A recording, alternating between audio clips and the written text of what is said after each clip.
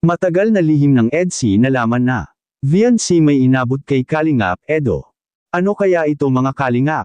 Isang mapagpalang araw sa inyong lahat mga Kalingap, sanay hindi nyo po makalimutan na mag-like sa video na ito.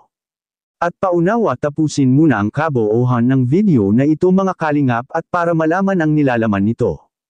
At maraming salamat po mga Kalingap sa pagpatuloy na pagsuporta lalo na kay Kuya Val Santos Matubang at kay Ate Edna Vlogs at Kalingap Rab, salamat po. Next, matagal na lihim ng EDSI nalaman na ni Kalingap Rab. At inabot na palihim ni VNC kay EDS, ano kaya ito mga Kalingap? Pero bago yun ay pag-usapan muna natin mga Kalingap ang patungkol sa tambalan ng EDSI ngayon mga Kalingap.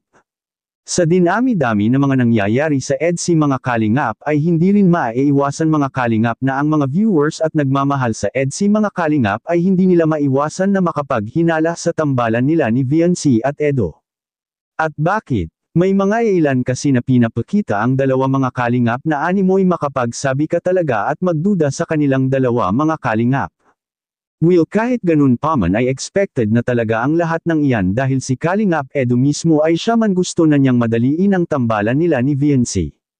At kagaya nga sa naipagsabi natin sa ating nakaraang upload na kung si VNC ay nasa wastong gulang pa lang ito ay tiyak hindi magdadalawang isip si EDS na mangligaw para kay VNC.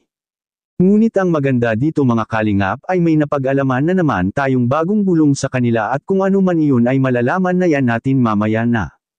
At samantala papalapit na ang pagtatapos sa bagong bahay nila ni VNC mga Kalingap at excited na ang lahat ang mga ka-EDSI supporters na makita kung ano na ang progress ngayon sa pabahay kay VNC. Naipagsabi dati ni Kalingap Rab sa kanyang live na baka ngayong December 21 ma-ribbon cutting ito, ngunit ang araw na ito mga Kalingap ay ang Kalingap Ball pala at magsama-sama ang lahat ng Team Kalingap sa araw na iyon at ang pinaka-expected talaga na ma-ribbon cutting ang pabahay kina VNC mga Kalingap ay sa 23 or 24 ngayong buwan na ito mga Kalingap. Hopefully no at makakaya na matapos ng mga magagaling na carpentero natin na sila Super JR at Super Mock mga Kalingap, dahil sa ito rin ang gusto ng mga nag-sponsors kay VNC na malipatan sana ito bago magpasko at para doon na sila magpasko magpamilya sa bagong bahay nila. Napakaswerte ang taon na ito para kay VNC dahil maganda ang pagtatapos ng taon nila at pagpasok ng bagong taon.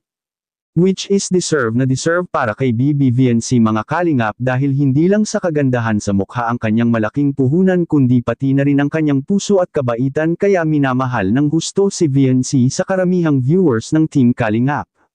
At sa kabilang dako naman mga Kalingap, matagal na lihim ng EDSI nalaman na ngayon ni Kalingap Rab. Ano kaya ito mga Kalingap?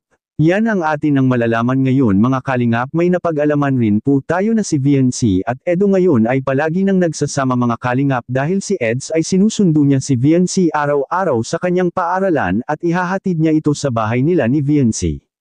At ito nga ang dahilan mga Kalingap na palaging gagabihin si Edo na makauwi sa kanila dahil sa paghatid sundo kay VNC. At kung ano man ang malaking ibig sabihin nito ay marahil mga Kalingap sinimulan na ni EDS na ligawan si VNC ngayon or sila na talagang dalawa at hindi lang nila ito inaamin sa harap ng kamera. VNC may inabot kay Edo na aktuhan ni Kalingap Rab, ano kaya ito? Yan ang ating makikita sa video.